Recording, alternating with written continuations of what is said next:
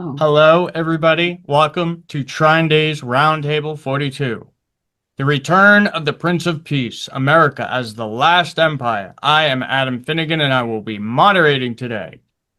In Roundtable 42, we ask, what can we expect from America as the last empire? We will revisit November 22nd, 1963, not only as the day of JFK's assassination, but as a ritual sacrifice embedded in a centuries-long imperial drama.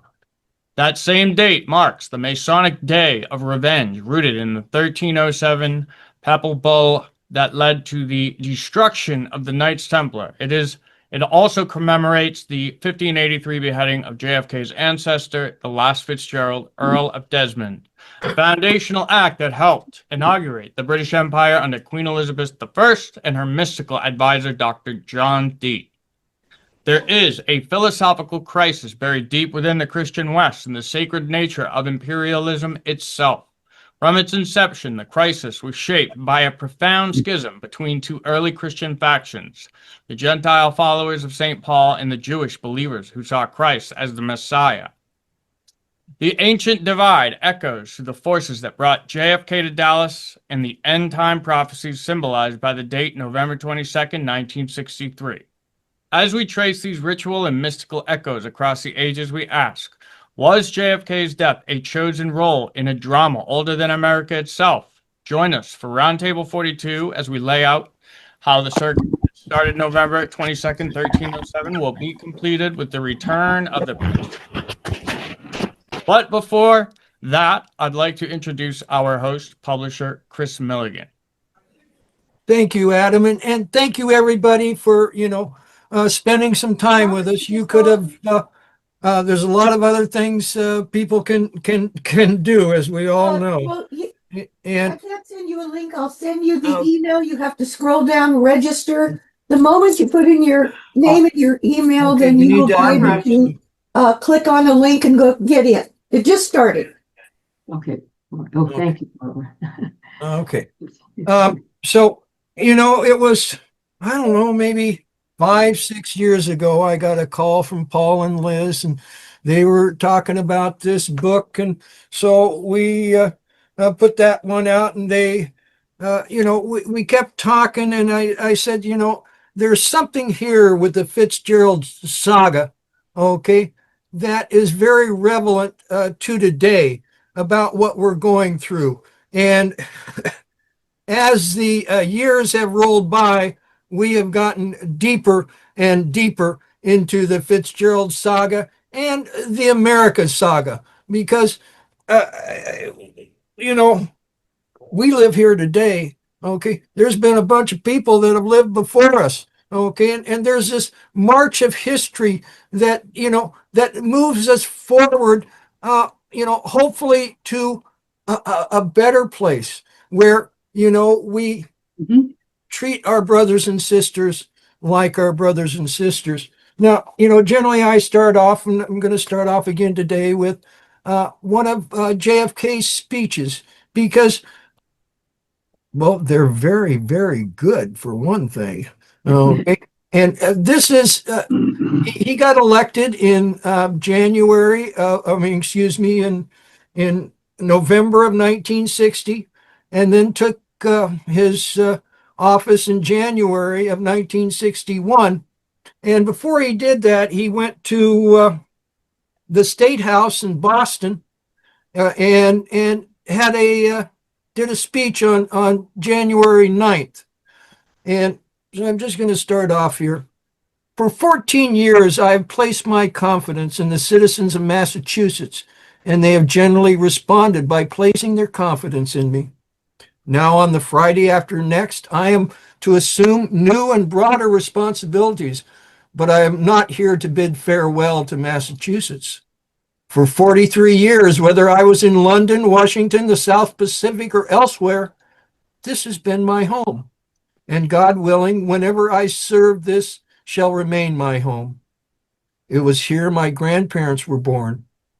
It is here I hope my grandchildren will be born. I speak neither from false provincial pride nor artful political flattery.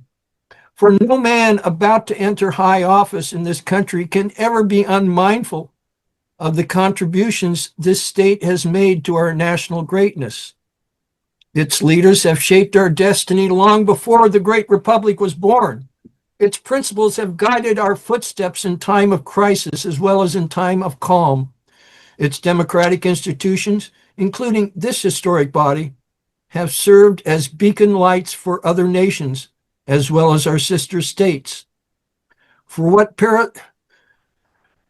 Pericles said to the Athenians has long been true of the Commonwealth. We do not imitate, for we are a model to others.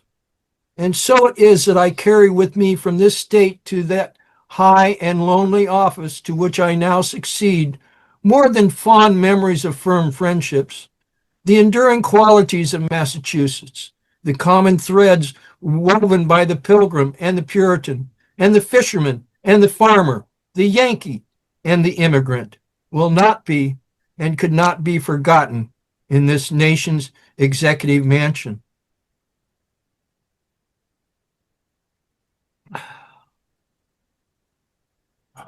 Excuse me.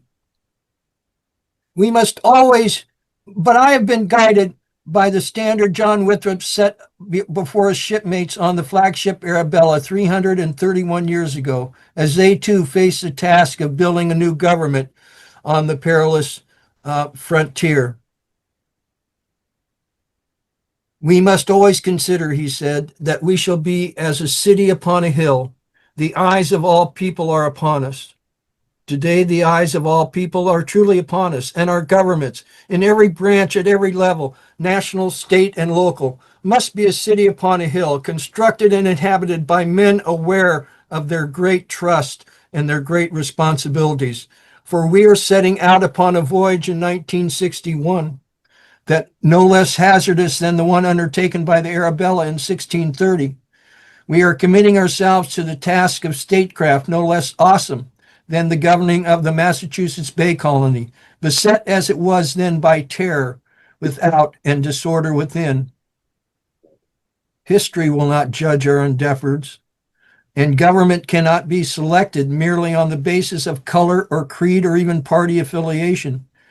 Neither will competence and loyalty and stature, while essential to the utmost, suffice in times such as these. For of those to whom much is given, much is required.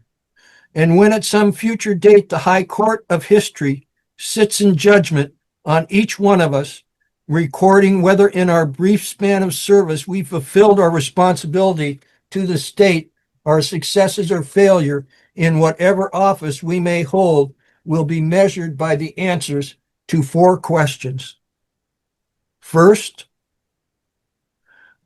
were we truly men of courage, with the courage to stand up to one's enemies, and the courage to stand up when necessary to one's associates, the courage to resist public pressure as well as private greed? Second, were we truly men of judgment, with perceptive judgment of the future as well as of the past, of our own mistakes as well as the mistakes of others, with enough wisdom to know that we did not know and enough candor to admit it? Third, were we truly men of integrity, men who never ran out on either the principles in which they believed or the people who believed in them, men who believed in us, men who neither financial gain nor political ambition could ever divert from the fulfillment of our sacred trust? Finally, were we true men of dedication, with an honor mortgaged to no single individual or group, and compromised by no private obligation or aim, but devoted solely to serving the public good and the national interest? Courage, judgment, integrity, dedication. These are historic qualities of the Bay Colony and the Bay State, the qualities which this state has constantly sent to this chamber on Beacon Hill here in Boston and to the Capitol Hill back in Washington.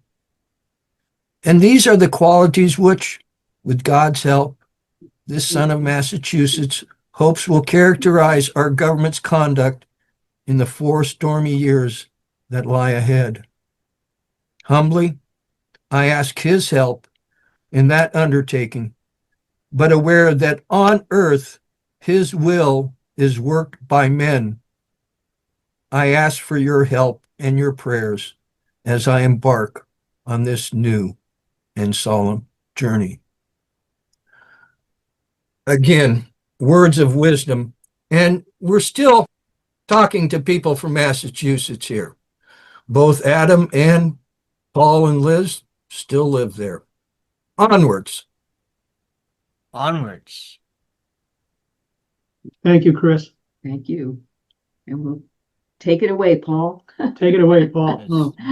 Well, from the start of this thing that we've been involved with, there was always something that occurred to me. There was something else going on. There was something under the surface. And being a Fitzgerald came with a kind of extra added attraction. And that all through my life, people would say to me, oh, well, you're one of those guys. Oh, Fitzgerald. Oh, I showed up at an event in Boston one night, and somebody looked at my name tag and they said, oh, they got the real Irish mafia out tonight. So, it was that kind of thing would happen to me, period. It's like, what the heck is this going on? And then, of course, the Al Lowenstein event that occurred when Ted Kennedy was challenging Jimmy Carter back in 1980 for the nomination. And he came over to me and he saw the name tag. And once again, it was like something happened. And I'm saying to Liz, there's something going on here I don't know about, or I have to know more about. So at any rate, bit by bit, we kind of pieced the things together, and we talked to Chris about this whole thing about the memoir approach to these things. So we've been piecing this thing together with your help and all of you kind of involved in this journey that we've been taking. And fortunately, the Fitzgerald family has had some very good authors in the family along the way, and they've all written about their personal experience and about how it all got started back in the 12th century. And so it involves a lot of interest. It's an interesting trail. So today I'm going to advance that trail one important piece, because the pieces of this puzzle are beginning to fit together in some very interesting ways that are completely, not almost, but very much biblical in nature. We didn't expect that when we started, but here we are. So I'm going to lay out a few pages today for you, and I'm just going to it's hot here in Boston, in Winchester, and so if I start to struggle and fall down, you'll understand what's going on. So when I ended our first roundtable on the subject, I emphasized that if one thing alone can be said to tie the elements of John Dee's 16th century cosmopolitics together with today's geopolitical events, from its ancient metaphysical beginnings in the sacred Platonic hierarchy of geopolitical events of Greece and Rome, to the Knights Templar, to the foundations of Masonry, and the establishment of the divine right of kings. It's the rebuilding of the temple of King Solomon as a model of the past and an objective for the future. The temple represents the single most important feature guiding current history, and not simply as a metaphor for perfection, but as an actual mathematical construct invoked to bring about the biblical end of days without anyone the wiser. Hold on a second.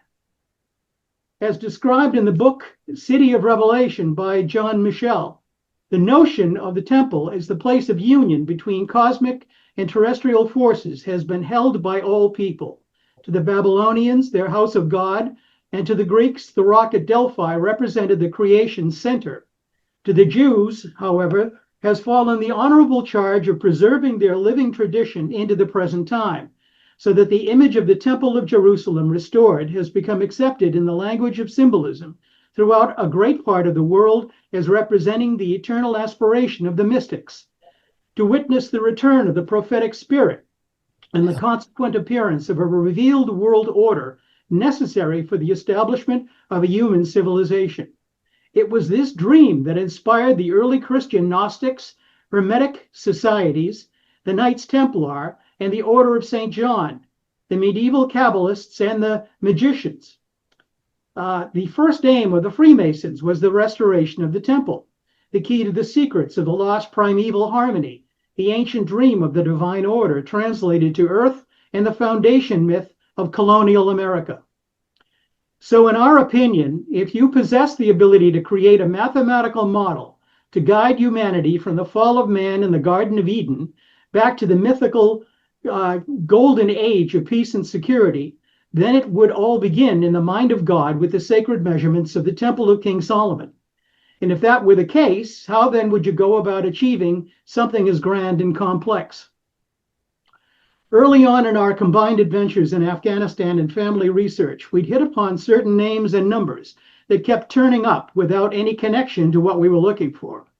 One such number was 117. And if you search around, you'll find that a lot of other people over the years have shared the same experience. I inadvertently came upon the number again 3 separate times as I started to write this paragraph. According to BibleStudy.org, one possible meaning of the number 117 is from its prophetic link to Jesus and the layout of Scripture. The Song of Solomon, penned by King Solomon himself, contains 117 verses, and the first 3 books of the Bible have 117 chapters. But the original case that caught our attention was the Kabul hotel room, number 117, in which the kidnapped American ambassador Adolph Dubs was assassinated on Valentine's Day, February 14th, 1979. Dubs had been sent to Afghanistan by Carter's Secretary of State, Cyrus Vance, with an express mission to calm Soviet fears of American interference on their southern border and keep the Soviets from invading. Yet his unsolved murder only made the invasion inevitable.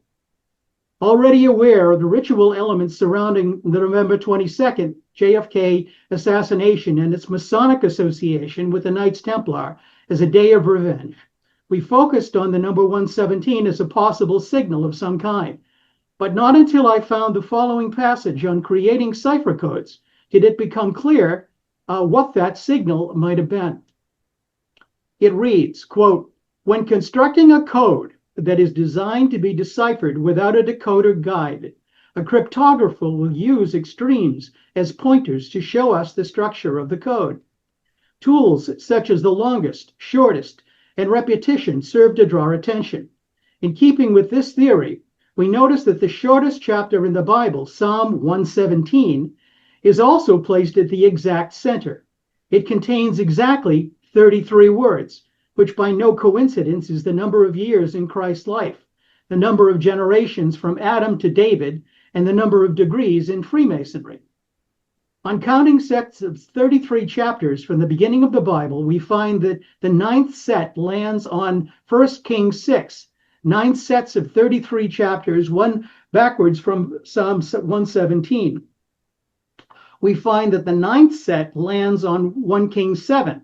The chapters 1 Kings 6 and 1 Kings 7 detail the construction of Solomon's temple. The temple is begun in 1 Kings 6 and construction ends in 1 Kings 7. Due to the fact that the word temple is often associated with perfected man and wisdom, a great deal of coding can be found within the biblical concept of Solomon. The word Solomon serves a dual purpose in the coding of the Bible. The word Sol is Latin for son. The word Om is Hindi for son, and the word On is Egyptian for son. Also, the vowel O is symmetrically placed throughout the word 3 times. So here in the number 117 is a coded message hidden in plain sight as a mathematical metaphor for Solomon's temple and probably a key to Solomonic angel magic. And here is the same number providing the geolocation for an American ambassador to be removed by assassination as the final obstacle to a desired geopolitical outcome, the Soviet invasion of Afghanistan. Is that complete coincidence, or is that intentional subterfuge? I use the term geolocation because that is exactly what Dr. John Dee was doing back in the 16th century when he used Solomonic theurgic magic as an astral global positioning system to cast long-range horoscopes for Britain's imperial agenda and prophesy more accurately where and when the best opportunities for accomplishing the goal of sacred empire might be found. The U.S. ambassador had been sent to Kabul as a man of peace, specifically to calm Soviet fears over the intentions of Jimmy Carter's national security advisor, Zbigniew Brzezinski. He had complained to the Secretary of State of Brzezinski's covert interference, and his assassination in room 117 ensured that Brzezinski's aggressive anti-Soviet agenda would prevail by restoring the Cold War and undermining any chance for peace with America's archenemy. He did not anticipate President Carter's covert support for Brzezinski's agenda, and that he would become the sacrifice enabling the secret plan to achieve its goal.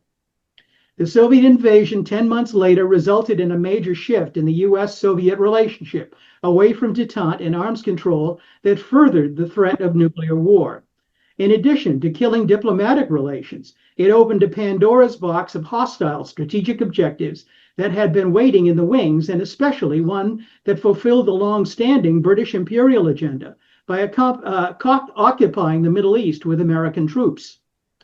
In the West, the Soviet invasion of Afghanistan was portrayed as such a serious threat to peace. The Bulletin of Atomic Scientists moved the hands of the doomsday clock the closest to midnight since it being established in 1947. And in a final twist, even transformed the narrative of Ambassador Dubs's death from a murder plotted to undo détente into a rejection of Soviet legitimacy and justification for President Ronald Reagan's World War II-size military expansion. Did the powers that be use the number 117 as a go code to their initiates, revealing a deeply held secret operation? Was the number being used to program American minds to a coming apocalypse without their knowing? Or was the choice of room number 117 the externalization of a pre-existing code that had been running underneath our reality, lying in wait until conditions were met, and that most people would simply not recognize even when the message was delivered? I use the word externalize intentionally to draw attention to a 1957 Lucis Trust book by Theosophist author Alice Bailey called The Externalization of the Hierarchy, in which she describes the hidden forces controlling world events and the timeline in which those forces would become visible. Originally published under the Trust's initial name as the Lucifer Publishing Company, the book reveals that the final step in the externalization would be in 2025, which would accompany the rebuilding of the temple and the return of the Messiah, while initiating the rule of the, quote, Masonic movement as the custodian of the law, the home of the mysteries, and the seat of initiation under the all-seeing eye. Though seldom discussed in public, achieving the apocalypse and the reconstruction of the temple as an organizing principle for a revealed new world order has been the unspoken ambition of Western esoteric thought since the destruction of the Second Temple in 70 AD. But was this new world order based on the Roman imperial rules of sacred hierarchy really the fulfillment of the Jewish Messiah and revealed truth? Or was the Christianity of the Apostle Paul just a rebranding of a Roman imperial hierarchy and its pantheon of gods rather than of Jewish Messiah bent on freeing his people from the oppression of just such an elite hierarchy? As noted by author Frances Yates in her book, Astrea, the Imperial Theme in the 16th Century, the pagan Roman Empire became enshrined in the foundation of church mythology from its inception and came to play a key role in establishing the Roman Church as the foundation for sacred empire. She writes, quote, "The sanctification of the idea of the empire was enhanced by the tradition of the providential role of Rome as a historical preparation for the birth of Christ. The age of Augustus was the supreme example of a world united and at peace under the Roman Empire. And to that age had also belonged the supreme honor of witnessing the birth of Christ. In consenting to be born into a world ruled by Roman law under the greatest of the Caesars, Christ had consecrated the Roman world order and the Roman justice. Virgil's Aeneid, with its glorification of Augustus, thus became a semi-sacred poem, glorifying the historical framework of the Savior's birth. Virgil was believed to have spoken with the inspired voice of a prophet when he proclaimed in the fourth eclogue that the Golden Age was about to return. In the 20th century alone, well-known mystics Helena Blavatsky, William Butler Yeats in The Golden Dawn, Franklin Roosevelt's vice president Henry Wallace, Russian artist Nicholas Roerich, and magician Aleister Crowley all put forward similar plans in one form or another to bring the old, corrupted world to an end, bring forth a return of the Golden Age, and invoke the New World Order described by Alice Bailey and the Lucifer Trust. But what of the message preached by the flesh and blood Jewish Messiah and the revealed truth his apostles were willing to die for as they spread his message throughout the empire? According to author and researcher Jason Liu, that message came with a fundamental problem revealed in the Apocalypse of St. John and remains today as a terrifying shadow haunting the New Testament and the descendants of its imperial legacy. Liu writes in his book, John Dee and the Empire of Angels, quote, Revelation originally described the end of the world as it was then known.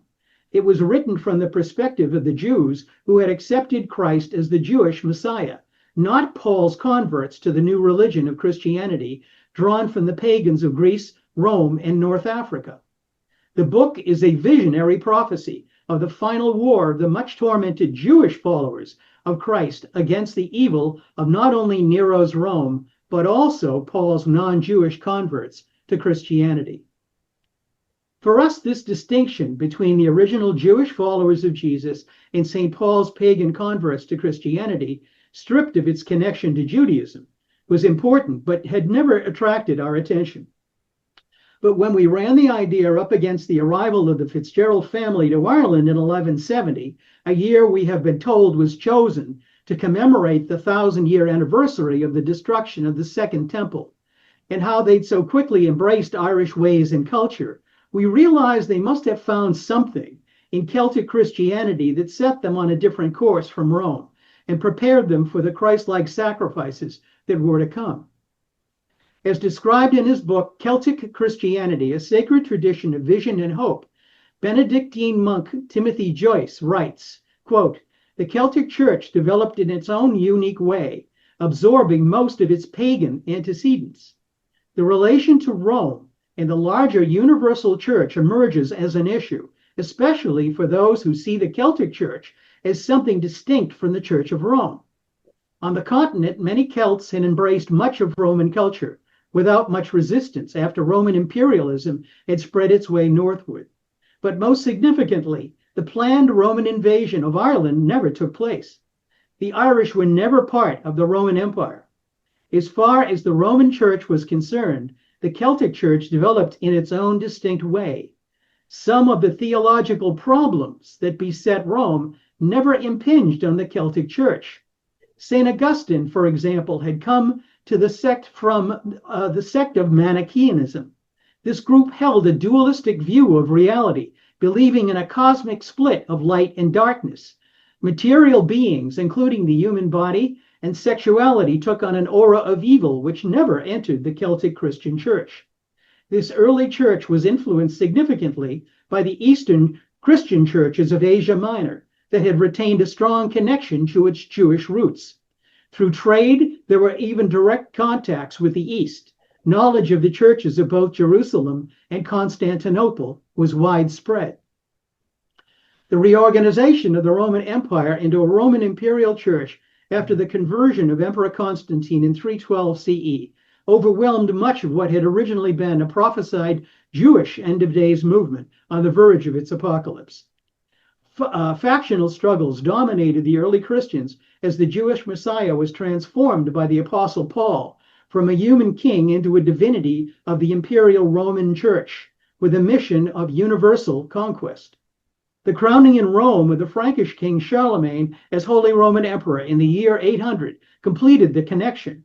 but the conflict with the original purpose of the Jewish Messiah as a liberator of his people and not a deity remained a problem not only for the Roman Church, but the Fitzgerald family as well. As Frances Yates writes in her original 1947 paper, Estrella, underlying Elizabeth's role as the Virgin Queen, quote, "The doctrine of the divine right of kings arose out of the medieval controversies concerning the respective powers of popes and emperors. Theoretically, both pope and the emperor depended upon Christ, and the two together, working in harmony, were to combine all that was of lasting value in the system of the Roman Empire with all that was essential to the realization of St. Augustine's city of God. But the dual system proved unworkable. The papacy gradually encroached upon the empire, weakening the imperial power by encouraging individual sovereigns and putting forward its claim to universal monarchy under which the unity of the world was alone possible. The imperialists developed a counterclaim, maintaining that the emperor had a divine right to the universal monarchy by which the peace and union of all mankind would be achieved." End of quote. And so with these words, we understood how the Fitzgeralds had come to be one with the people of Ireland, and how the original message of the Jewish Messiah, quote, whose mission was to liberate his people and the oppression of foreign rule, matched how the Fitzgeralds grew in direct opposition to the hierarchy of the crown in London. And so with these words, we understood how the Fitzgeralds had come to be one with the people of Ireland, and how the original message of the Jewish Messiah, whose mission was to liberate his people from the oppression of foreign rule, matched how the Fitzgeralds grew. It would seem that over their 400 years in Ireland, the Fitzgeralds took on the role of the martyrs of the Irish people, once played out by Jesus for his people, as they confronted the sacred imperialism of the Neoplatonist acolytes of the Virgin Queen Elizabeth. They came straight up against the same opposition to Roman sacred hierarchy as Jesus of Nazareth had come up against and got the same results. To quote again from Yates, quote, "The symbol of the Virgin Queen, in whatever way understood, touched tremendous spiritual and historical issues. The destiny of mankind is at stake in the idea for which the Virgin of the Golden Age stands. This is the sacred imperialism of the Prince of Peace, the Christian blend of Hebrew and Virgilian prophecy, uttered by the Messiah in the universal peace of the Roman Empire." It's no small importance that the beheading of Gerald Fitzgerald, the last Earl of Desmond, marked the beginning of the British Empire in what would become the Pax Britannica. What the crucifixion of the Jewish Messiah in AD 33 had done ritualistically for Rome, Gerald's sacrifice on November 22nd, 1583, did for London, and JFK's did for the American Empire on November 22nd, 1963. The eternal struggle of good against evil, the ancient Manichaean war of light against dark, infused into Christianity by St. Augustine and Paul the Apostle, required a victory over the darkness, and the spilling of Fitzgerald blood filled that sacred role. I began today by citing the temple as a metaphor for the place of union between cosmic and terrestrial forces, and the Temple of Jerusalem as representing the return of the prophetic spirit and the appearance of a revealed order, necessary for the reestablishment of a human civilization. There's a wealth of research accumulated over the centuries to indicate that the temple is an allegory for the human body and the soul presented in mathematical terms, and that all things large and small, human and inanimate, can be represented in number. According to Frances Yates, quote, "In the Masonic mythology, the true wisdom, ancient wisdom, was enshrined in the geometry of the temple, built by Solomon with the aid of Hiram, king of Tyre. The architect of the temple was believed to be a certain Hiram Abif, whose martyrdom forms the theme of symbolic enactment in the Masonic ritual. And of course, contained in that ritual of revenge and retribution is the martyrdom of November 22nd, 1583, and renewed again in 1963. According to John Michel, quote, "The destruction of Solomon's temple is not, however, the end of the story. for part of its legend is set in the future. One day, it is said, the temple will be restored, the sacred order, world order, will again be established, and harmony between men and nature will once more prevail. That event, according to all prophecies, will take place at a period of extreme need and desperation. Its timing is beyond human control, but the human mind is presumably the medium through which its coming is made apparent. End of quote. And since we've been talking about martyrdom, 3 years ago at a JFK conference in Dallas, we delivered a 12th century prophecy regarding the slain English Bishop Thomas Becket that we felt rhymed exactly with the purpose of JFK's martyrdom. Becket's murder sounded too much like the JFK assassination to be coincidence. And when I learned that by the ancient rules of Saxon kingship, the archbishop could stand in for the king as the sacred sacrifice in a 7-year astrological cycle, I felt even more so. Still, an 800-year-old murder was just an ancient history, with no personal meaning to me until we came upon a book that changed our outlook. Titled Strongbow's Conquest of Ireland, it had been compiled in London in 1888, is one in a series of popular histories of Britain. It included much of Gerald de Barry's Expugnatio Hibernica, but also chronicles from the Irish perspective that opened my eyes to the way people in the 12th century thought about the world. Reading it for the first time was like reading a Lord of the Rings with dreams, visions, phantom armies, prophecies, and miracles filling the pages. But Strongbow's Conquest wasn't fiction, it was history. And when I turned to the Appendix 2 on page 195 and viewed the names of the invaders, it was no longer history, it was personal. There in black and white was a list of the most prominent persons engaged in the conquest of Ireland under Henry II, and the first 7 of them could have been pallbearers at my father's funeral, including my father's own name, William Fitzgerald, and my great-grandmother's maiden name, Barry. Much in Strongbow's Conquest regarded the personalities of the Fitzgerald family and the fulfillment of Merlin's prophecies. Prophecies were important to 12th century ecclesiastical authors who saw them as a way to justify the invasion as God's will. Gerald de Barry himself promised a full book of such prophecies and applied one of them from Merlin Sylvester to the ritual murder of Thomas Becket. Quote, "A new martyr will be revealed by a new kind of miracle in Western lands, and in an age when the world is drawing to its end, he will, by his own peculiar power, restore to the maimed and wretched limbs that have been wrenched out or cut off. And again, grief will be transformed to joy when sons butcher their father in their mother's womb." To Gerald de Barry, Thomas Becket represented the father in the highest degree of the Grail ritual, as was known to the Welsh in 1170, while the mother's womb represented the mother church in which he was killed. To him, the 4 knights who'd killed him represented the sons, who were sentenced by the Pope himself as penance to spend the remainder of their lives fighting in the Holy Land with the Knights Templar, and at the end of their days buried under the steps of the temple in Jerusalem. Gerald de Barry considered Thomas Becket's 12th century martyrdom to be the fulfillment of a prophecy written by Merlin Sylvester in the 6th century. So for my ending today, I will update that prophecy and have chosen John Fitzgerald Kennedy's as the martyr that has already fulfilled the prophecy. Quote, "JFK is the martyr revealed by a new kind of miracle in Western lands, and in the age when the prophecy and the world is drawing to its end, who will by his own peculiar power restore to the maimed and wretched limbs that have been wrenched out or cut off. And again, grief will be transformed into joy when sons recognize their ability to bring peace to the world, and by doing so will heal the father's wounds and the need for endless war.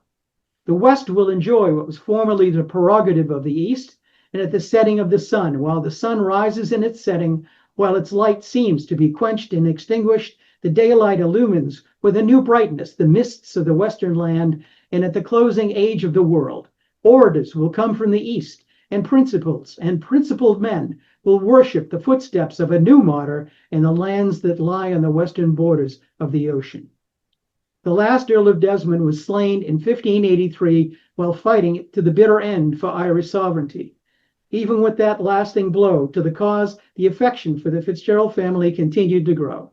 As the President of the United States, John Fitzgerald Kennedy rose to the level of his great ancestor and won the affection of the American people. When he was killed, his dream for peace was killed as well. If we who believe in his vision can come together, we can resurrect JFK's dream for America and restore the hope that was lost with his death. Thank you. Okay, thank you very much, Paul. Brilliant. And Really? so now we would like, do you want to jump into having some open discussion, or what would you Well- like to do next, Chris? Well, Chris, there's certainly a lot to unpack there. Yeah, there was a whole lot, Paul. I tell you, you keep digging, don't you? And keep finding stuff. Yeah, I got those diamond drill bits out. So let me ask start off with a question here. That Bailey book, Externalization, or Externalization of the hierarchy.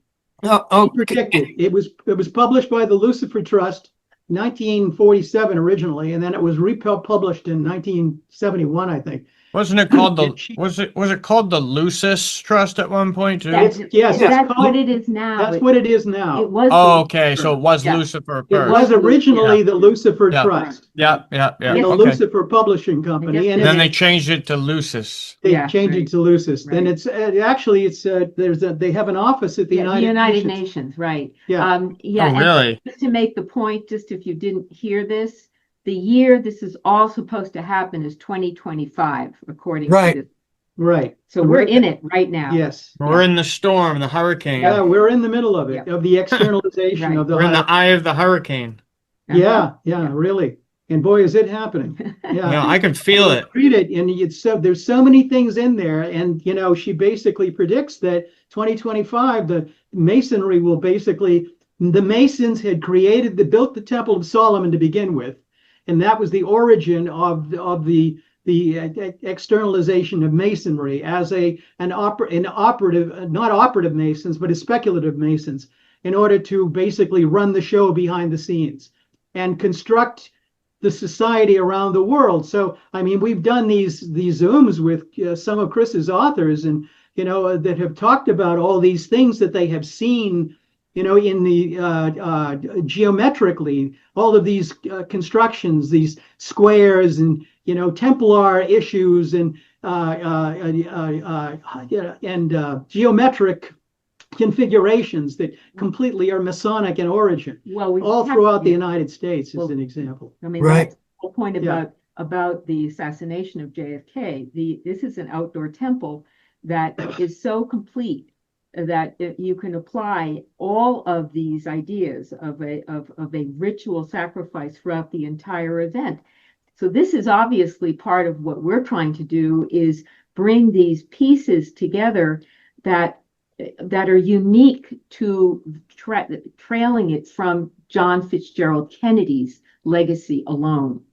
And here we are. But when you get into this kind of conflict that was there at the beginning between the Jewish Messiah and what the advocates of the Roman Empire wanted to do with that messianic power, which was really quite powerful, needless to say, it really becomes clear that schism is still in operation and is really causing all kinds of havoc at the end of time, which I truly believe we are in right now. Yeah. In the days. And this confirms my posit about the secret societal system basically being the top level and the level of control. And so Carol has her hand up. Oh, yes. Oh, I just wanted, thank you so much. That was just brilliant. So much insight, so much information. But I can't help, integrate it with all the stuff that I've been getting and learning. And so when you talk about the rebuilding of the Temple of Solomon, we see this extraordinary line of events happening right now in the Middle East, where there's all that conflict taking place in Jerusalem, and it seems like some people are trying to hasten the apocalypse or Armageddon right now and rebuild the temple if they can possibly get away with it. And I think at the same time, the rebuilding of the temple is actually the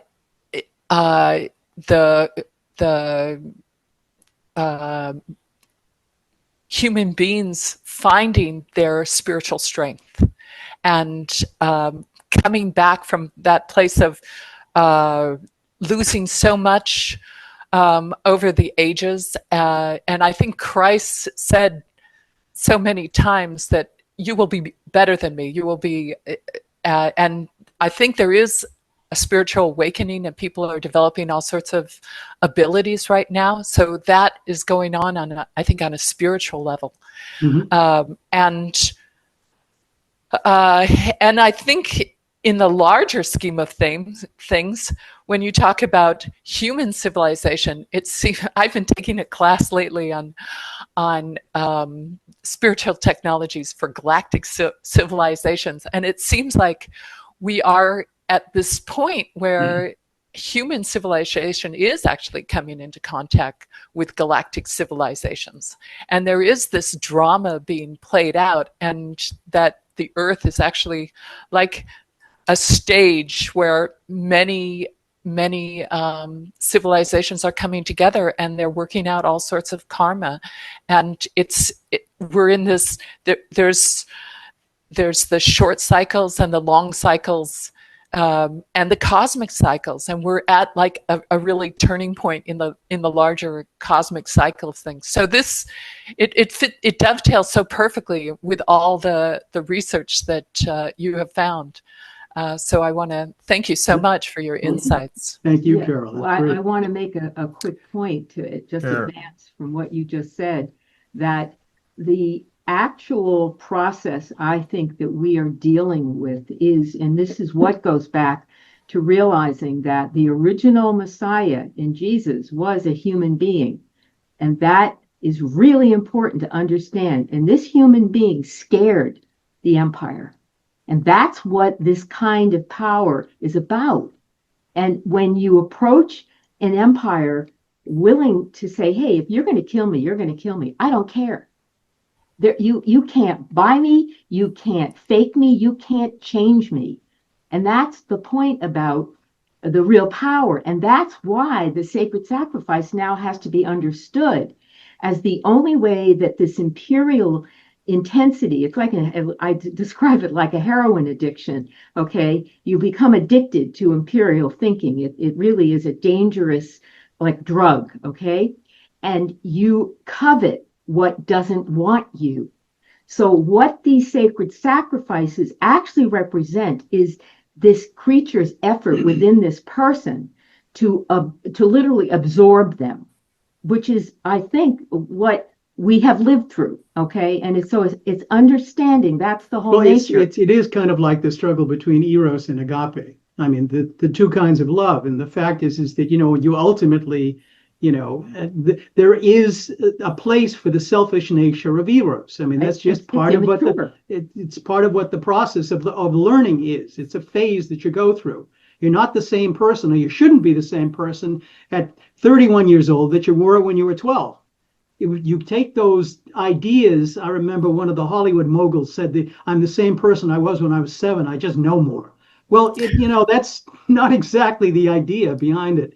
Behind the evolution of thought and maturity, you really have to be able to embrace looking at things from a new perspective in a new way, and realize that you have to take the power that you have as a mature individual and work with it in ways. And it's very gratifying when you do finally go beyond that, that initial adolescent aspect of the power. Well, that's why you need to have a system that actually helped very young children deal with that eros phase, which is what you're supposed to grow out of from childhood. And if you have the correct childhood, you will grow out of it and you will mature into agape, which is clearly what, this is what the Christ power is. It accepts the other, meaning that's the point about the sacrifice. Ultimately, the other is literally the polarity of what you are. And if you can't accept your own polarity, we won't be able to fix this crisis we're in. Well, we can see now, all of us, as you mentioned, Carol, the things that are happening in the Middle East, and the things that are happening with our political leadership, and the things that are happening with the world's political leadership. We're not alone in terms of the confusion that seems to be abounding right at the moment, you know. And the fact is that people need real leadership, and so the fact is that where do you look for that, you know? So I think part of it is that it's here. It is here. It's within our existing structures. It's within our existing framework and our civilization, our society. We just have to start using the right, levers in order we're looking for something that is defined by another program. So Yes.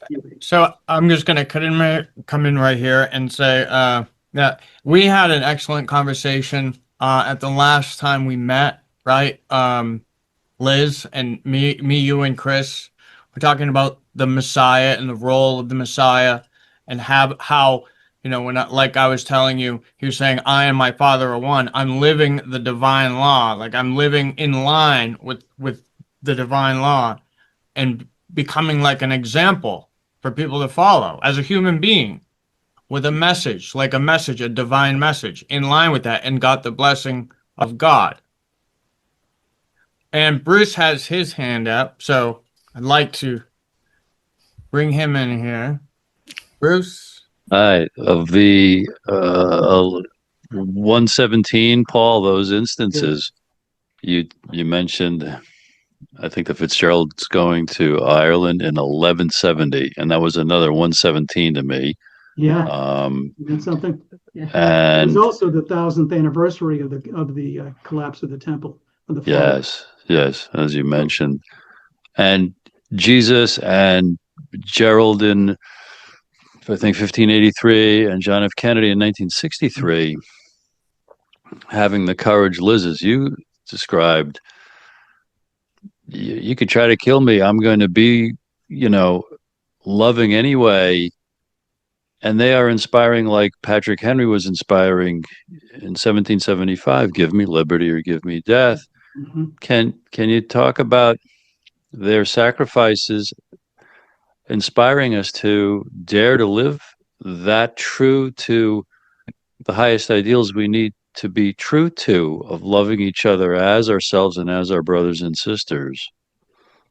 I actually think that is the whole point about these kinds of individuals that get labeled a Christ. And we know that they existed long before Jesus existed, or what's happened since then. It is a state of mind that certain individuals present. But what I think they're particularly gifted at is empowering everyone with it. That's the key. And that's the difference, of course, between leaders who basically cause a supplicant effect versus leaders who actually empower. And that's the kind of leader that the imperialists are most afraid of. And that's why they covet them themselves.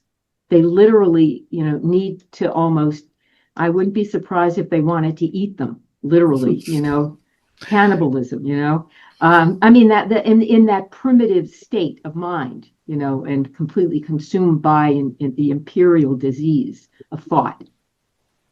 Ruth, would you like to?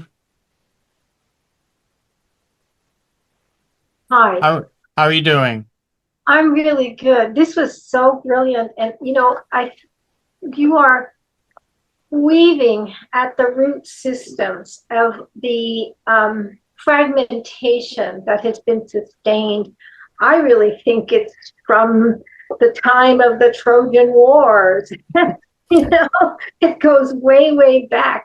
Yeah. But what I wanted to actually talk to was this impermeable strength that comes to people who understand themselves as Jesus understood himself. And what he wanted was for everybody to know themselves as a divine expression of the divinity, the source energy of existence, and equal to everything else around them. And that when this is known, a power is available that I believe makes us cosmic beings. We really already are cosmic beings. We have just been fragmented from that wiring inside of us, so we could be controlled by hierarchical power. But the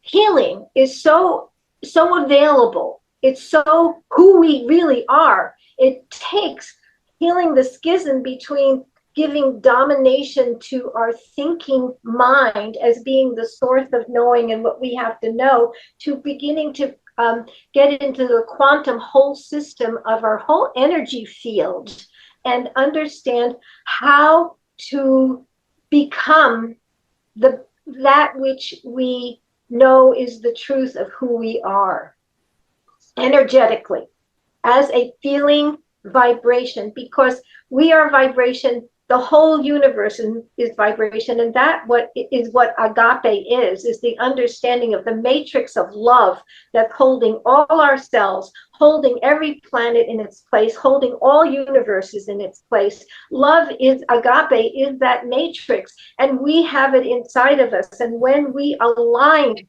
with that frequency in ourselves and know ourselves as this, and add our capacity to intend in a way that's connected to that wholeness and wants the highest good, the whole universe it's like a wave of energy that empowers us to activate a reality.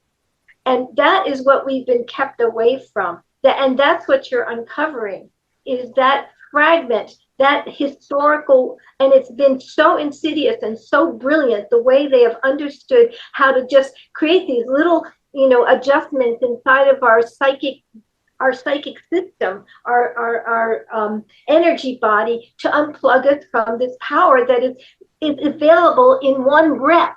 One breath, it gets us there if we breathe in a certain way. Anyway, thank you so much, because what you've done is help me crystallize what I've been working on in understanding the history of fragmentation and the insidious intentionality and darkness of it. And and part of the wholeness is understanding that we are part of that darkness, and it's not about rejecting it. It's about understanding how to go deeper to the source and allow all of that to live. Anyway, that's enough. I have to admit, Ruth, I was shocked myself. The more I dig into this thing, there's a Wikipedia page for the Roman Imperial Church. And that was what the first Catholic Church was known as. Yep. Well, the thing that I found very interesting too was the prophecy that you were talking about. He was talking about the West. Okay. And, and rebuilding the temple. And again, the temple isn't really a physical thing. Okay. You have, and change happens from heroic actions. Okay. That's how we get honest change. And what we've got people that are, greedy. Okay. And looking to rebuild a temple in Jerusalem. Okay, and remember we had the gentleman from New Orleans on here, and we talked about the ley lines, and he found ley lines all through, the different cities here, and they were talking about, a temple of that sort, of the ley lines that basically, captures the energy of the people. Okay, and because again we're on one ball, okay, spinning through space, okay, and we've history moves us along, and we need to learn how to live with each other like brothers and sisters, and really that's what the thing is. It's not that some God's going to come down here and say, hey, you guys better act this way. It has to come from within, and people have to want to act in a nice, honest way.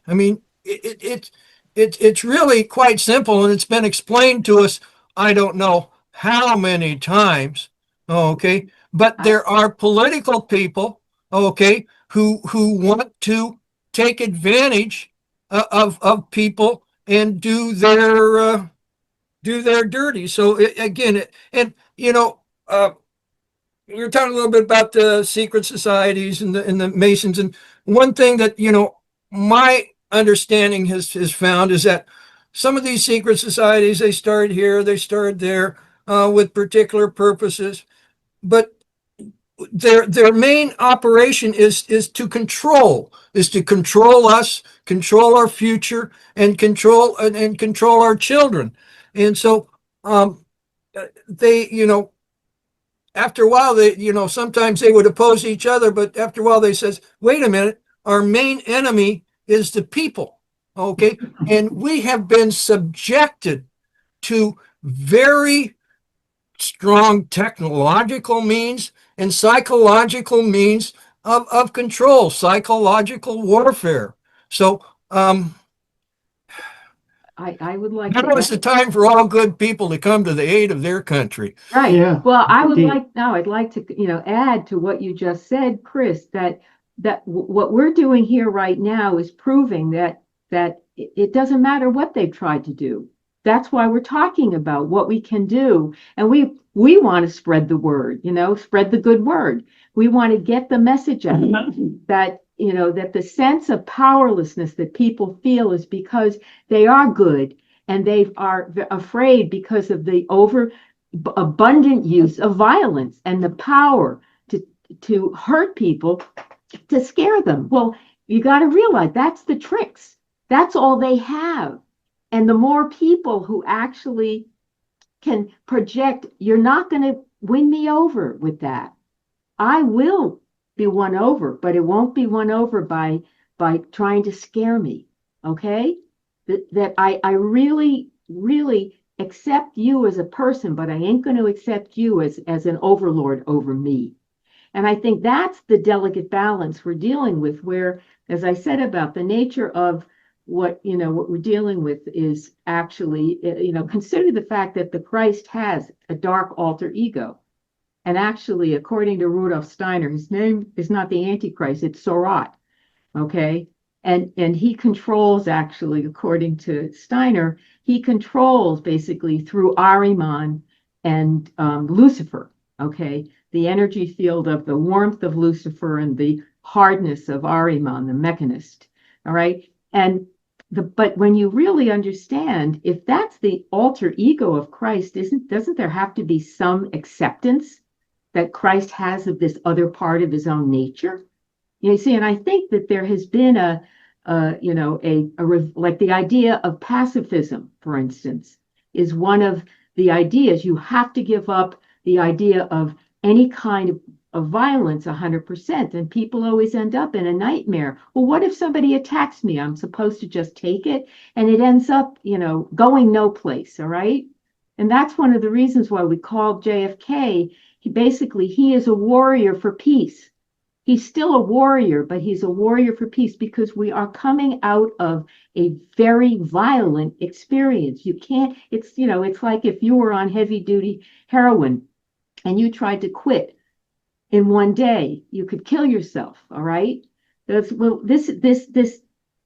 overlay has been like a horrible burden on humanity. But when we begin to understand what it is and what it's been trying to do is prove that you're going to break. Well, you didn't break. You may be, upset, aren't we all? But you didn't break, and your humanity is intact. And you have to believe that your humanity is the power. That's the power. But people almost see it as, I have to take the hit. I have to keep taking the hit. So there's a step we have to be willing to get through at this point that maybe, I guess the best way to put it, it may at least be challenging and unpleasant. It isn't going to be necessarily just like, and I think that's what we're seeing now, in the world, where people are becoming aware of a lot of things, but they don't know what to do about them. And the burden of that is stopping them from being able to see. We've already won, folks. I think that's what you have to realize. We've already won. Robert Morningstar, would you like to chime in? Yes, I would. My mind and soul are erupting like a volcano right now. Paul, that was a brilliant dissertation. I first would like to say that the concept of the king was never separated from the concept of the priest. John Kennedy was a priest king, Knight's order. I mentioned last time that my soul is bound to John F. Kennedy since childhood, well, young manhood. When I began my academic career, doors were opened for me at Power Memorial Academy, a prestigious school here in New York, because I participated in an oratory contest for 2 years. The first year I memorized George Washington's farewell address, which was very stilted. The second year I had an easy time because I memorized John F. Kennedy's inaugural address. And I make the analogy to tuning forks. When you hit a tuning fork, it's in a room with another tuning fork at the same frequency, it starts to resonate. And I feel that that resonance is still passing through me. The other thing I didn't mention, although I mentioned the outcome, is that on the night that Ronald Reagan was shot, I had a near-death experience at Oberlin College because a ghost came out of a wall to warn me about these times. He came to me, terrified me. I almost died. And when he leaned over my bed and confronted me face to face, this far away, he said to me, "Behold my face, remember me." I said to him, "Who are you? I know you, but I haven't seen you in so long."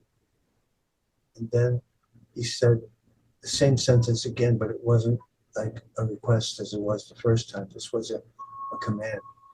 "Behold my face, remember me." That branded, that image in my mind and in my soul. And then he said to me, "We don't want you speaking to people of what you know." I said, "We? Where are you coming from? Are you threatening me?" He said, "Lucifer has taken over Islam and is going to use it as his vehicle to destroy mankind." I said, "I understand." And he rose, he walked away. This was not a dream. I was wide awake. I had just turned off the lights, pondering the attempted assassination of President Reagan. I was praying for his life. I walked across the room and I said to myself, there's something evil walking this world, stalking good men. And it's always the same story. A lone assassin. Well, that set me on a quest because I was on the wrong track. He told me not to talk about what I knew because I didn't know enough. And so for 10 years, I delved into Islam to discover why the spirit, which took me 14 years to realize, was John F. Kennedy. And the realization came to me when I was invited by the ancient Druid order of the Universal Bond, the English Druid order, to go to Stonehenge in 1995, because the ghost that came out of the wall was dressed in white from head to foot. He wore a headdress that looked to me like a pharaoh or an Arabic kafaya, and he had a veil over his face. And when he came to my bedside, I saw the veil. He looked to me like he was going to lift it up, and I begged him. I said, "No, please, please don't lift the veil. I'm very strong. But if you lift the veil, I think I'll die. Please don't lift the veil." So what he did is he pressed it against his face, and it was translucent, transparent. And as I said, he leaned over me and said these things to me, and he left me mortified. For 10 years, I studied Islam. Another interesting, it's not coincidence, it was fate. The morning I arrived at Oberlin, my sponsor was late at the airport. She said, "I'm sorry I'm late, but 2 professors in the religion department have died in the last month, and the second one died this morning." So when this happened to me, I associated it with this dead professor. I thought it might even have been him. So I explored and I found out that the man who had died was Professor Joseph Eliash, who had been born in Jerusalem, had become one of the most noteworthy scholars of Judaism and Islam. And he had spent 10 years in Tehran studying Shia Islam. He became the counselor to President Carter during the hostage crisis because Carter and Eliash knew that every decision that Ayatollah Khomeini made had to be based on the Hadith and Islamic law. It took me 10 years to acquire the manuscript that Professor Eliash died typing. He was typing to the last second of his life and collapsed on the typewriter. It took me 10 years to get the manuscript. And it revealed to me 2 heresies that infused themselves into Islam. One of them is called the Satanic Verses, where Muhammad was forced under the sword to accept Satan and his 3 daughters, Uzamanat and Allah, as deities, as angels in Islam. The manuscript then revealed to me that in 935, another heretic named Ashal-Magani came upon the scene and was taking away the power, the authority of the Imam and the Caliph, because he preached that he had attained Godhead through a unique form of meditation. And what he was teaching was that he had attained Godhead by always following the opposite of the truth. And therefore, the opposite of the truth was a higher cosmic principle than truth. So this manuscript came into my hands at the same time that I bought the Satanic Verses by Salman Rushdie. And when I compared the 2, I realized, oh my God, they don't want to kill Rushdie because he's mocking Islam. They want to kill Rushdie because he is telling them the truth about what has infected Islam. Well, that heresy migrated from Islam to the Templars, from the Templars to the Masons. Another heresy that you ought to be aware of is the Talmudic heresy, the Judaic heresy of Sabbatai Tzvi, who declared himself Messiah. Talk about numerology. On June 6th, 66, 66, he declared himself the Messiah. But Sabbatai Tzvi had been a prisoner of the Caliph for many years in Turkey. He had gone to Turkey and he was forced to convert to Islam. He learned this heresy. He took it with him when he escaped. Then he went into Eastern Europe. He went from North Africa to Yugoslavia and then on to Poland and Russia. And he established this Sabbatean Judaism, in which he reversed the 10 Commandments. He said that he was the Messiah and the old law was over. And the way to attain redemption was redemption through sin, and to indulge in every manner of sin and perversity, to reverse the 10 Commandments. Thou shalt not honor thy mother and thy father. Thou shalt kill, thou shalt lie, thou shalt steal, thou shalt commit adultery.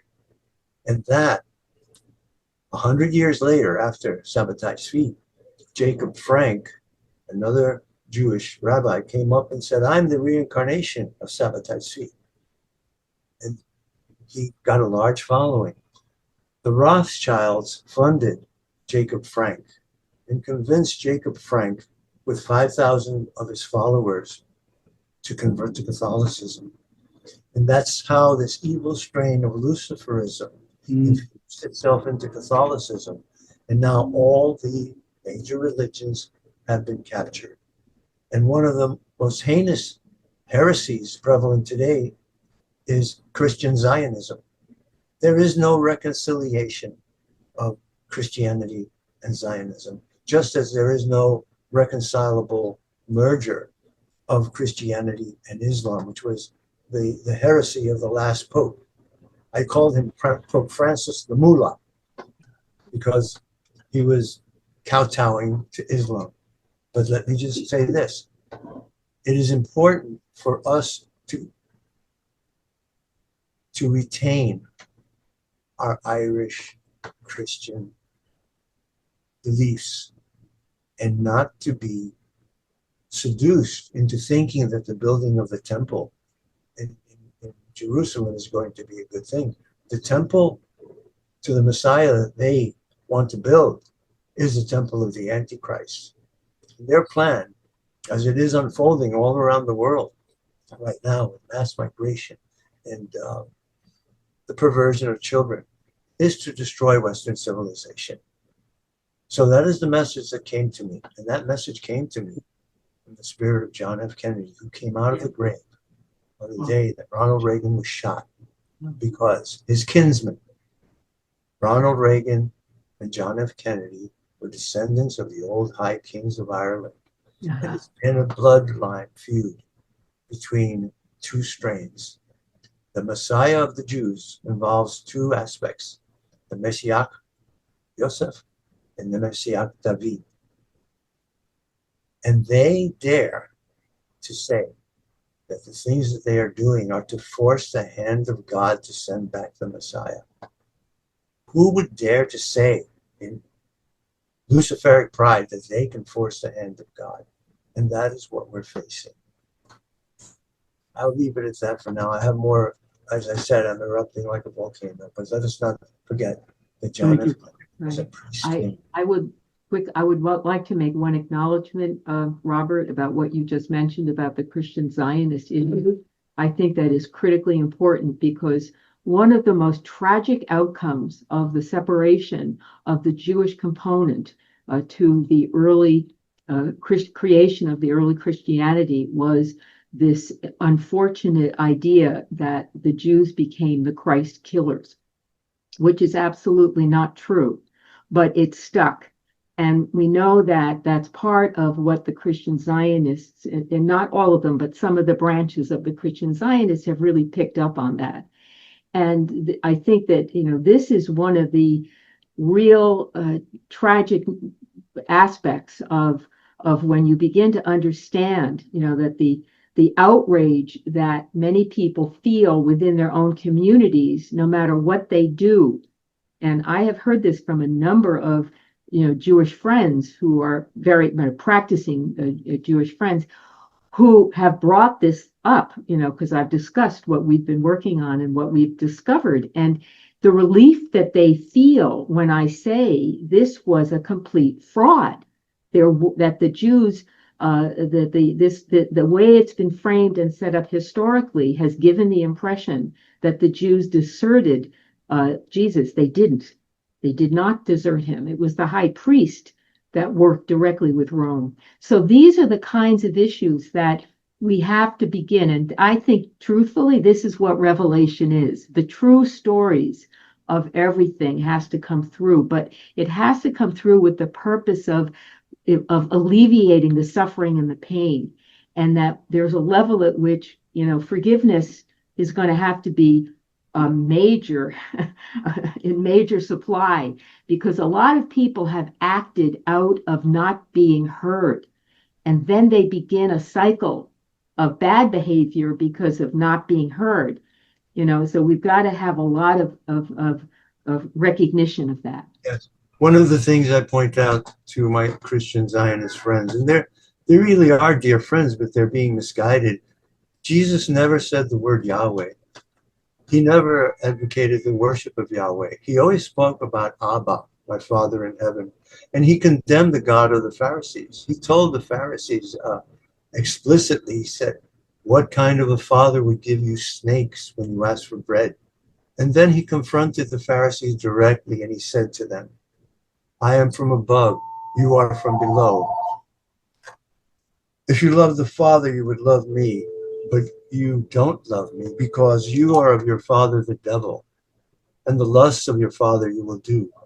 For he was a murderer and a liar from the beginning, and when he speaketh a lie, he speaketh of his own, for he is the father of it.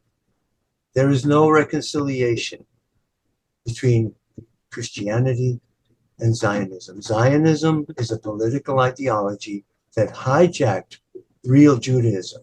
It hijacked a religion to establish a temporal state, and the Rothschilds funded it. And the Rothschilds are the greatest enemy of the Jewish people. And that's another story that I can tell you all the time. I'll just say this. The reason I know this is that I read an interview with Evelyn Rothschild, and he was asked, "Are you Jewish?" And he said, "I am, and he saw I'm Jew." And there is the answer. I'll leave it at that because I don't want to get any more long-winded, but I want to thank Paul, I want to thank Chris, I want to thank Barbara Honaker for making it possible for me to be here. And so I'm going to mute now and listen. Okay. Thank you. Thank you. And so, Ruth, did you still have your hand up? And you can go, and then Denver right after that. So, Ruth. Here I am. Yes. Wow, this is really powerful. I thank you, Robert, for your perspective. I want to say something that Chris talked about, the Temple of Solomon being body, and I feel like this is where we have to come home and where we take power, is that in Thoth's teachings, which I believe are seminal teachings of all spirituality, of all the faiths, it's as above, so below, as inside, so outside. Everything is vibration, everything is one. These are some of these laws. And when you take that in, this is talking about quantum consciousness, which is where we have to get to in order to resolve all of this duality that we're in. But we can't get to quantum consciousness with the instrument that we're using, which is our thinking, processing mind. We have to use consciousness to get to the quantum state, which is awareness and our capacity to direct awareness. And so I was thinking about what you said, Elizabeth, about the dark side of Christ. And I was understanding that the dark side is always there. And part of why we are going through what we're going through is the individuation process of being able to be separated from the whole as having a boundary and a consciousness that can see ourselves as separate. At the same time, knowing we are one with everything and being that unifying the polarities within ourselves. So we are God in finite form. We are God seeing itself. And what I understood from this conversation is that the process of being a divine being awake to itself and manifesting means that as we have to constantly be navigating the polarities of the third dimensional world, which means we're constantly having to navigate dark and light all the time. Even when we become divine, we have to navigate and understand there's a responsibility and a choice that we're having to make based on the understanding of our power to choose and create something that's in a harmonic state of balance and wholeness with all that is created, which we are one with and part of.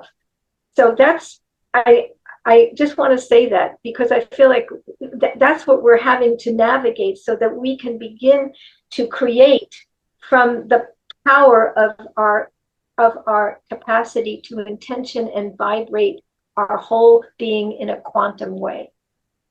Yeah, thanks. And so Denver, if you have something, and then we have to close it because it's almost time to go. And then, so Denver, then we'll go to Chris. No, maybe Paul and Liz first before me. But No, Yes. Denver is going to Denver go. is first. Denver. Here, Denver. Yes, hello. So I wanted to touch on something related to this because it was basically the insidiousness of the church and kind of those nefarious aspects, and basically kind of how they've seemed to undercut humanity and this aspect of consciousness. And as some of you all know, I've been looking deep into the 12 senses from Dr. Martin's workshop as well as my own lived experiences. So I just wanted to bring a factual element to this that's very interesting in regards to this aspect from a historical perspective and also how it kind of permeates into our present. So in the 6th century, the clerics covered their necks with the collars, okay, which basically gets into the clerical collar. One of the reasons why it's black is as most women know, black is very slimming. So, and then they have the white, which actually helps to garner your attention to that part of the neck instead of actually on the neck, on the side of the neck here. Now, the side of the neck here is related to the 9th cranial nerve, which is, Dr. Martin calls that the truth sense. Now, that's actually connected. So, like from a physical perspective, like the blood channel for here are the vessels here are actually connected to the vagus nerve, which is intuition and calm, and the trigeminal and the facial cranial nerves as actual pathways. So, but the reason I bring this up is because when this occurs, if someone is lying, even if they're pathological, even if they believe their own lie, this aspect will still become reddened or flushed or become tense. So even if they don't know they're lying, the truth will come out. Wow. So if you have an indoctrination of an entire system, ideological system that you're trying to do, you would cover this up for the fact that the truth would never come out and never be seen. But it is something that is connected deeper into the ether, into the energy. And you can connect that to, the martyrdom sacrifice of that energy still manifesting. But this aspect of energy and the truth is wanting to come out all the time. And so when you notice people currently, in the establishment or the enterprise, if you will, you'll notice a lot of them refuse to even answer the questions now. So they will completely distract and divert away from the actual question, almost as a way of trying to avoid from giving an answer to which their lie can actually be revealed. So I think this is a much more multi-layered aspect. But when we're dealing with the glossopharyngeal cranial nerve, I wanted to bring this to people's attention. And just to add a little bit of a historical element, the Charter of the Forest, which was a companion document of the Magna Carta, that actually gave humans the right to live. 8 months after that signing, it was deemed heresy by the church. And this was connected to Pope Innocent III, who actually had an edict to take children for the Crusades. And I'm pointing this out because the Catholic Church wants God's doctrine to include child trafficking. The reason I'm pointing this out is because this edict from Pope Innocent III has never been rescinded. Wow. And so when we talk about the stuff that's going on, understanding the history and how we've gotten here is fundamental. And he was also responsible for doing the infallibility of the church, which basically is whatever I say is true and to question it is punishable by death. So I wanted to add a few of those elements, especially as we're approaching this aspect of truth and consciousness and the nefariousness that has actually gone into this suppression. So I just wanted to add a little bit of that. So thank you very much. I'll land there. Thank you. Can I just jump in for 1 second? It's Joyce. I don't know how to raise my hand with this, but this is so I get intuitive pains in my neck, like a warning if someone says something. But anyway, and it is about truth. That is exactly what it is. And the right side is usually having to do with personal and the left side work or planetary things. But to have you explain it in a sort of, I don't know, biological, whatever, is truly fascinating. You say you're giving me a pain in the neck, is the idiom. But anyway, that's fascinating. Thank you. Bye. Thank you. Paul and Liz, you want to say some last words? Yeah, I've been having a pain in the left side of my neck for a couple of months now. As I've been going through this process, it's been really, it's been, deeply cathartic. Purgative. Yeah, going through this process has been a physical as well as a mental exercise. Well, all the truth is living inside our body. We know that. Yeah. And all of it does have to come out. Yeah. Boy, well, this has been a wonderful roundtable today, I think. And, again, thank you all for your time. I mean, you could be doing something else. You could be eating an ice cream cone, who knows? But I'm going to end us here with, it's a poem called Kennedy, okay, written by Molly Kazan. And it starts off, Kennedy. I think what he gave us most was pride. It felt good to have a president like that. Bright, brave, funny, and good looking. I saw him once drive down East 72nd Street in an open car in the autumn sun as he drove yesterday in Dallas. His thatch of brown hair looked as though it had grown extra thick, the way our wood animals in Connecticut grow extra fur for the winter. And he looked as though it was fun to be alive, to be a politician, to be president, to be a Kennedy, to be a man. He revived our pride. It felt good to have a president who read his mail, who read his papers, who read books and played touch football. It was a pleasure and a cause for pride to watch him take the quizzing of the press with cameras grinding, take it in stride with zest. He'd parry, thrust, answer, or duck, and fire a verbal shot on target, hitting with the same answer the segregationists in a Louisiana hamlet and a government in Southeast Asia. He made you feel that he knew what was going on in both places. He would come out of a quiz with an A in economics, military science, constitutional law, farm problems, and the moonshot program. And still take time to appreciate Miss May Craig. We were privileged to see him on the worst day till yesterday, the Bay of Pigs Day, and we marveled at his coolth and style, and were amazed at an air that plainly was habitual of modesty and even diffidence. It felt good to have a president who said, "It was my fault," and went on from there. It felt good to have a president who looked well in Vienna, Paris, Rome, Berlin, and at the podium of the United Nations, and who would go to Dublin, put a wreath where it did the most good, and leave unspoken the satisfaction of an Irishman en route to 10 Downing Street as head of the U.S. government. What was spoken well. What was unspoken needed to be unspoken. It was none of our business if his back hurt. He revived our pride. He gave grist to our pride. He was respectful of intellect. He was respectful of excellence. He was respectful of accomplishments and skill. He was respectful of the clear and subtle uses of our language. He was respectful of courage. And all these things he cultivated in himself.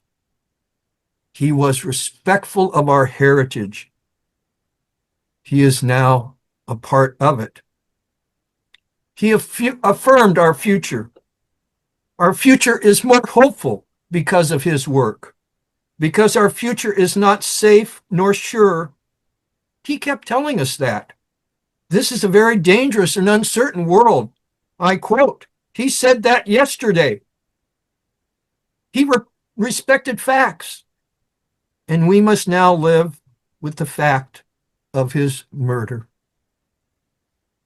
Our children cried when the news came. They phoned, and we phoned, and we cried. And we were not ashamed of crying, but we were ashamed of what had happened. The youngest could not remember any other president, not clearly. She felt as if the world had stopped. We said, it is a shame, a very deep shame. But this country will go on more proudly and with a clearer sense of who we are and what we have in us to become, because we had a president like that. He revived our pride. We are lucky that we had him for 3 years. Amen. Hope Shy. Onwards. Onwards.